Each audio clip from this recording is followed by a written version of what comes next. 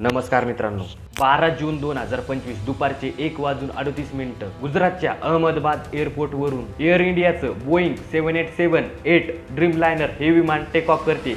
हे विमान लंडनला चाललेलं आहे. यामध्ये एकूण 242 प्रवासी बसलेले आहेत, ज्यामध्ये 169 भारतीय, 53 ब्रिटिश, 7 पोर्तुगीज, 1 कॅनेडियन आणि विमानाचे 12 कर्मचारी आहेत. दुपारी 1:38 हे विमान लंडनला जाण्यासाठी टेक ऑफ करते. आता प्लेन 625 फूट उंचीवर आलं होतं की लगेच ATCला म्हणजेच वाहतूक नियंत्रण कक्षाला मेडे कॉल, जो की विमानात जर काही आपत्कालीन परिस्थिती निर्माण झाली तेव्हा दिला जातो, तो ATCला कॉल आला. त्यानंतर वाहतूक नियंत्रण कक्षाने त्या विमानाला संपर्क साधण्याचा प्रयत्न केला, परंतु काहीच उत्तर आले नाही. या दरम्यान काही सेकंदातच हे विमान मेडिकल कॉलेजच्या हॉस्टेलवर क्रॅश झालं आणि भारताच्या इतिहासातला 25 वर्षातला सर्वात मोठा प्लेन क्रॅश झाला. 242 पैकी 241 जणांचा यामध्ये मृत्यू झाला, वाचला फक्त 1 जण. चला तर या प्लेन क्रॅश विषयी या व्हिडिओमध्ये जाणून घेऊया सविस्तर.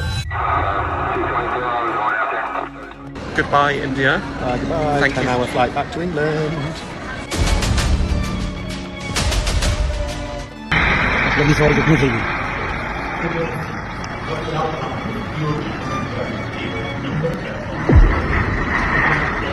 12 जून 2025 गुजरातच्या अहमदाबाद एअरपोर्टवर बोईंग 787-8 ड्रीमलायनर हे विमान लंडनला जाण्यासाठी तयार होते. या विमानाविषयी पाहायचं झालं तर 2004 मध्ये बोईंगने हे विमान लॉन्च केलं होतं आणि 2011 पासून हे विमान कमर्शियल सेवेसाठी सुरू होते. सर्वात सेफ विमान म्हणून या विमानाला बघितले जाते. 242 प्रवाशांना घेऊन हे विमान लंडनला जाण्यासाठी टेक ऑफ करते व 625 फूट उंचीवर गेल्यानंतर विमानातून मेडे कॉल येतो, जो की विमानात जर काही इमर्जन्सी निर्माण झाली तेव्हाच दिला जातो. तो कॉल वाहतूक नियंत्रण कक्षाला दिला आणि काही सेकंदातच हे विमान क्रॅश झालं.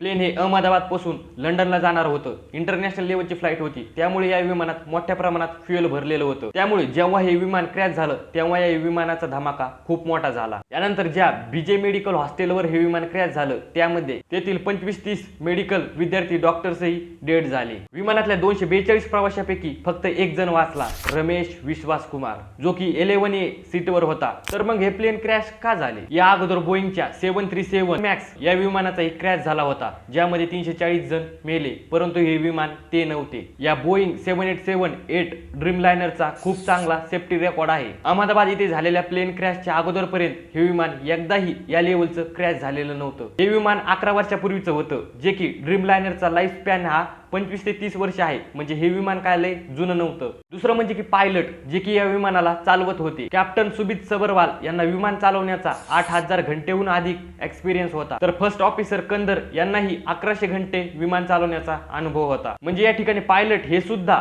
एक्सपिरियन्स्ड बराचसा अनुभव असणारे होते आणि त्या दिवशी वेदर ही चांगले होते. मग प्रश्न येतो की प्लेन क्रॅश का झाला असावं? बरेचसे वेगवेगळे निष्कर्ष लावले जात आहेत की फ्युएल टँक फुटला असेल, इंजिन मध्ये काही गडबड झाली असेल, काही टेक्निकल प्रॉब्लेम निर्माण झाला असेल. पण नेमकं काय झालं होतं ते ब्लॅक बॉक्स तपासल्यानंतर जी माहिती येईल त्यातच कळेल. बोईंगच्या प्लेन विषयी वेगवेगळे प्रश्न उपस्थित होईल. बोईंगचा ट्रॅक रेकॉर्ड गेल्या काही वर्षापासून खराब होत चाललाय. डिसेंबर 2024 मध्ये साऊथ कोरियन फ्लाईट क्रॅश झाली, बोईंग 737 मॅक्स, ज्यामध्ये बरेचसे क्रॅशेस झाले मागच्या काही वर्षात. असे बरेचसे बोईंगच्या प्लेन क्रॅश विषयी घटना घडल्या. याविषयी नेटफ्लिक्सवर एक डॉक्युमेंटरी आहे, downfall the case against Boeing. हा 12 जून 2025 चा प्लेन क्रॅश हा भारतातल्या मागच्या 25 वर्षातला सर्वात मोठा प्लेन क्रॅश आहे. या अगोदर भारतात नोव्हेंबर 1996 मध्ये 2 विमानाची हवेतच टक्कर झाली होती, त्यामुळे 349 जणांचा मृत्यू झाला होता. भारत हा कमर्शियल फ्लाईट साठी पूर्णपणे पाश्चिमात्य देशावर डिपेंडंट आहे. ही भारतात विमानं आहेत ती एकतर तयार होतात युरोपमध्ये किंवा USA मध्ये. आतापर्यंत आपल्याकडे अशी स्वतःची कंपनी नाहीये की जी विमान तयार करेल. चायनाने ऑलरेडी बोईंग K737 आणि बाकी C919 या प्लेनच्या वेगवेगळ्या टेस्ट पास केल्या. चायना विमानासाठी युरोप व अमेरिकेवर अवलंबून न राहण्याचा प्रयत्न करतोय. भारतालाही या बाबतीत आत्मनिर्भर बनणे गरजेचे आहे. आता ब्लॅक बॉक्स तपासल्यानंतर जी काय माहिती येईल त्यात कळेल नेमकं काय झालं होतं. त्यातील जे काही त्रुटी असेल त्यामध्ये नक्कीच एअर इंडिया सुधारणा करेल. आय होप तुम्हाला हा व्हिडिओ आवडला असेल. अशीच माहितीपूर्ण व्हिडिओ पाहण्यासाठी चॅनलला नक्की सबस्क्राईब करा. भेटूयात पुढील व्हिडिओमध्ये. धन्यवाद.